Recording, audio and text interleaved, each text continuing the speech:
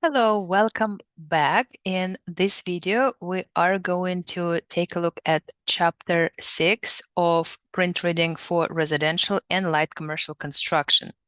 This is the textbook that we have been reviewing, and today we'll take a look at the multifamily dwelling plans. This is the textbook that is full of images and graphics, and I repeat myself, please visit the book, open it, make sure that you are aware of all the images, of all the graphics and all the charts, because this is critically important for your understanding of the concepts.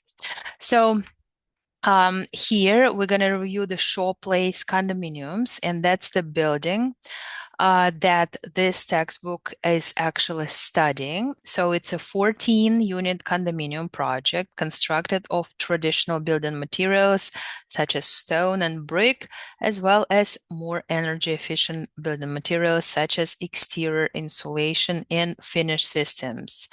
And there is also EFIS, the finish system. 10 sheets of the prints are included and discussed here in this chapter. So please make sure if you have a hard copy of it or if you have an e-copy, make sure that you are familiar with the drawings, with all the plans and elevations and sections and so on. So when we design the multifamily dwelling units, there are a few things that we need to remember. So basically here, this Shaw Place condominiums includes 73 sheets, and that is typical for this type of the projects. So 10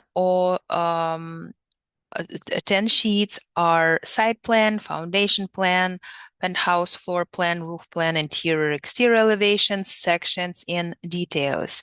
And also there are other specialty sheets that we'll talk a little bit about.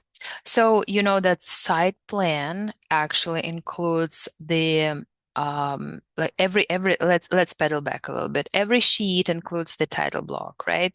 And this is where all the information about the project is included. So that is your basically the name of the sheet, what you see there, the scale, the architect's name, the client's name, the address, revisions, if any, architect sign and seal, and so on. So also in this set of drawings, we have a list of abbreviations, and that's typical for all the construction projects. You need to understand what those abbreviations mean. And although they're more or less standard across the board, but there may be some regional variations, and that's why we include that, and that is very typical. Also, there is the code information. And since I'm not sharing my screen and I cannot really show you the drawings that are included, I'm not gonna talk about those specific drawings. But since this chapter is about like the set, like the general drawing set, we'll talk a little bit about what should be included in the typical set. Okay, so the code information that is always included in the project, and in this particular one, it is based on the 1996 edition of the Building Officials and Code Administrators, or BOCA Building Code. You know that, and this is good that we review that now because I'm recording this video in 2026, and usually all the codes are based on the IBC, or International Building Code, and they have regional modifications. For example, in Florida, it is a Florida Building Code, right? And it's interesting to see that here that is referred to the 1996 code, right? So that is something that the building officials need to see, that they verify that you use the correct version of the code in that particular jurisdiction, and the architects need to make sure that they adhere to all the codes and standards, the local one. And if the local ones are more stringent than the, for example, the national or international, then architects need to stick to the more stringent code. That's the rule. Also, there is a site plan. You know that the site plan includes not just the building, but the property line. It includes the north arrow. It includes all the vegetations, landscape, hardscape, everything that is included in the site. Whether there is the water features such as a pool or a creek or a river or a lake or whatever, everything needs to be included in the site plan. And that everything needs to be to scale, basically to understand the relationship between the structures and other objects on the site. And you need to understand the setbacks, and you need to understand other things. Also, there is usually the utility information, and it can be on the survey. It can be a separate sheet, or it can be included in the site plan if needed. So here in the textbook, there are a few graphics, for example, showing you the surveying instruments. And if your major is surveyor, then you definitely need to know how to operate that equipment, and that shows this here in this chapter. So also in the site plan, you will see the site finish information, whatever paving you use, whatever you need to include there, your irrigation, your hardscape and landscape as well. So also there is the foundation plan, and that is another typical sheet for the construction document set. So here we usually use a match line, and that's the align mark on the print that is used when the drawing is too large to be contained on one sheet, because we don't want to compress everything. Everything will be too tiny. Nobody will be able to read that.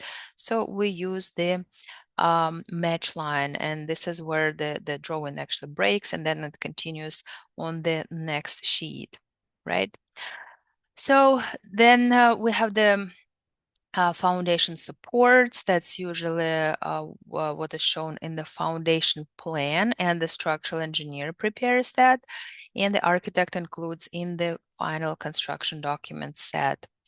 The also there are let me see what we have. We have other things for the all the architectural plans, architectural sections, elevations, finishes, and all the interior details. And you have the door schedule, you have the window schedule, you have all the information that is related to the project, so that the construction manager or a contractor knows what to procure, and usually there is the reference to the specifications. We'll talk a little bit about that later.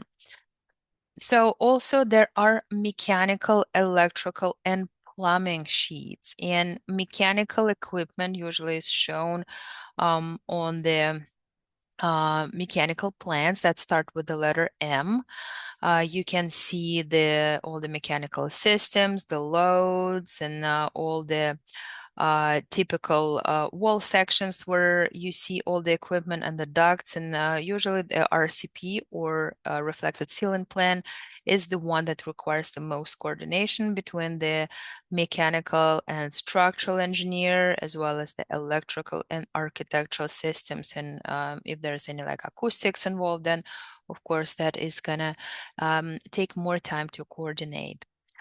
Also, what else is important for our plans? We always not we just the owner always wants to see the layout. They want to see how that is going to be inside the house or inside the building, because this is basically the in urban planning, it's called the pedestrian level, right?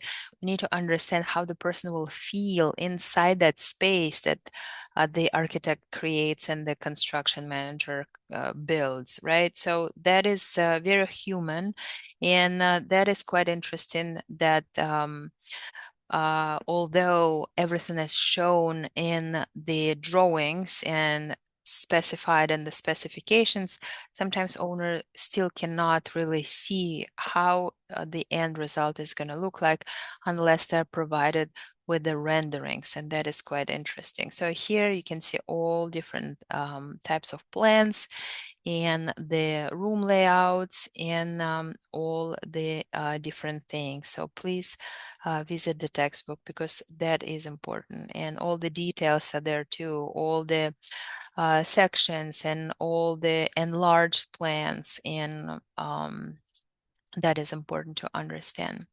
Also, there are roof plan and details. Those sheets are important too because the roofers need to understand.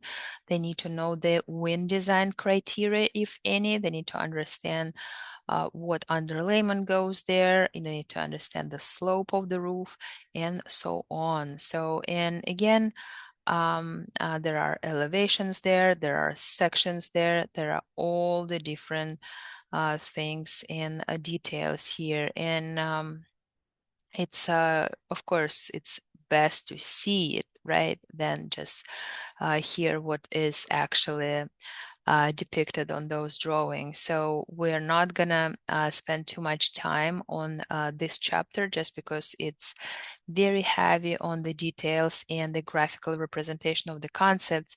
So I definitely recommend just go into the textbook and the attached sheets and just reviewing that, just because that is ideal for your understanding of the concepts. So thank you again so much. That was it for our chapter 6, and I will see you in chapter 7.